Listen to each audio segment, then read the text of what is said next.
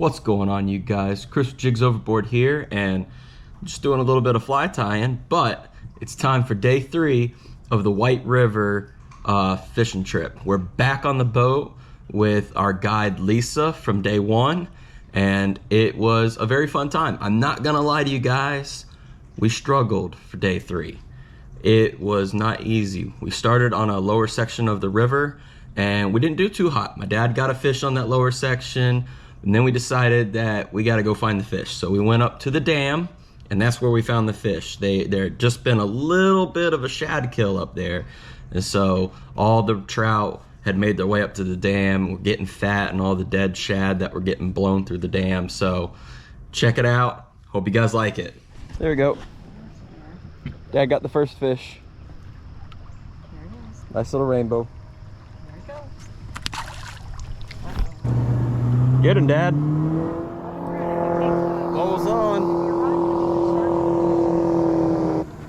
Hold to Chris Zero. Yep.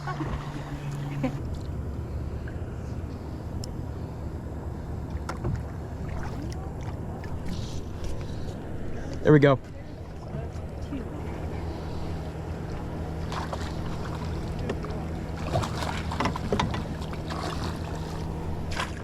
Alright guys, I'm interrupting the video, I know, but like I told you before, we kind of struggled for day 3, so I thought this would be a great opportunity to take a little bit of time and show you all the flies that we were throwing for catching fish on this series.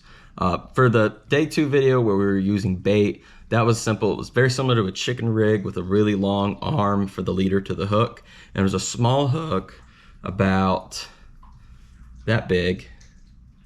And we were using corn, we were using shrimp. That was what we did for day 2. But days 1, 3, and 4, we were throwing flies, and so I want to kind of go through and show you all the flies. So the first one I want to show you is what we were throwing today with day 3, and it's this little rig right here. And so this is just a little colored bead. We had them in orange, we had them in pink, we had them in green, but it's a little colored bead to resemble a egg. And then about 3 inches down from that, we have our hook, and the fish would bite the bead and start to swim off, and then we would just set the hook, and I don't know if you guys can see that very well, but the hook would then catch in the fish's mouth like it's catching on my thumb. So that was what we were doing for the most part of day 3.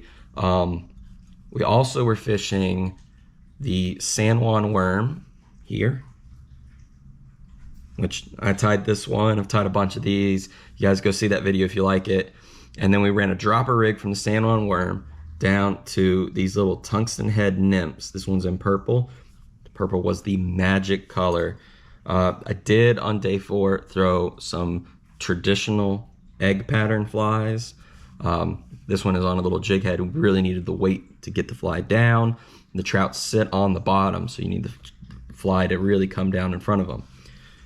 We really tried to, but we really didn't have any luck, but we were fishing some of these terrestrials.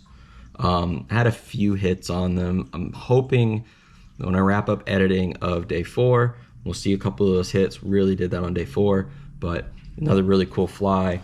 And then for day 4, where we really started catching fish, I'm gonna show you guys the money fly. This one right here. This is the white mega worm. My buddy made fun of me for catching flies on this, but you know what? If it works, it works. And this one catches fish. This is actually the exact fly that I used. I forgot to cut off my line and get back to Lisa. Sorry, Lisa, I ended up keeping one of your flies. But this fly here caught fish. It was a great fly. It was a great time.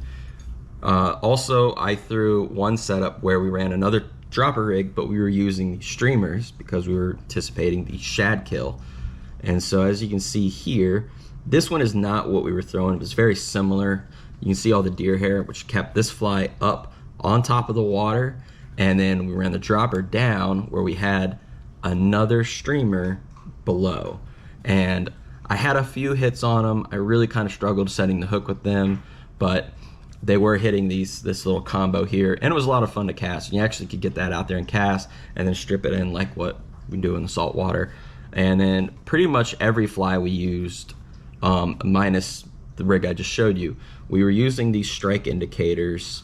I unfortunately forget the name of the brand for this one, but it's a great little indicator. It screws apart onto the line, and then you just screw it back together.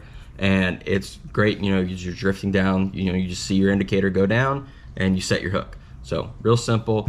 Guys, don't forget to hit the like button. Don't forget to subscribe. Really need you guys to do that. Help me keep making these videos, keep doing everything. Really want to make this channel grow, so need you guys' help to it. Anyway, let's get back to some fish catching action. There we go. Want a picture? Yes, I do. Thank you. Thank you, Mr. Rainbow Trout. There he is. There he is. Nice fish. Hold him up, Lisa. There we go. There we go.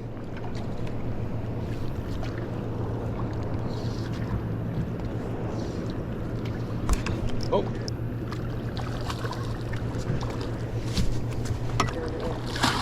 There we go. Very nice. All right, you guys, that is a wrap on day 3. It was a great time. It was a lot of fun. Lisa is an incredible guide. We did struggle, but it was more about finding the fish, and that's why we were struggling. But it was a great time. I had a lot of fun. Guys, if you like this video, hit that like button. Don't forget to subscribe. And I'll see you guys next week for day 4 and the conclusion of our White River trout fishing series.